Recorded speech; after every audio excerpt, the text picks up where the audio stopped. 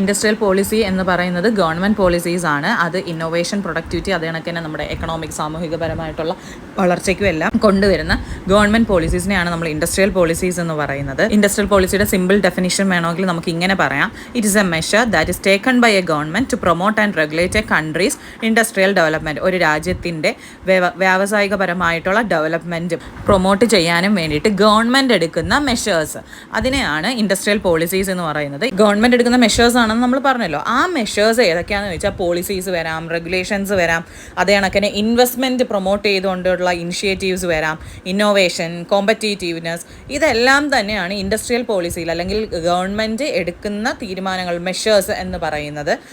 ഇനി industrial policy എന്ന് പറയുന്ന ആ ഒരു ഇതിനകത്ത് എന്തൊക്കെ ഇൻക്ലൂഡ് ചെയ്യും എന്നുള്ളതാണ്. അതിനകത്ത് വരുന്നത് trade, investment, taxation, infrastructure, innovation, ഇത് കണക്കുള്ള എല്ലാ കാര്യങ്ങളും നമ്മൾ ഇൻഡസ്ട്രിയൽ പോളിസി എന്ന് പറയുന്ന ആ ഒരു ടോപ്പിക്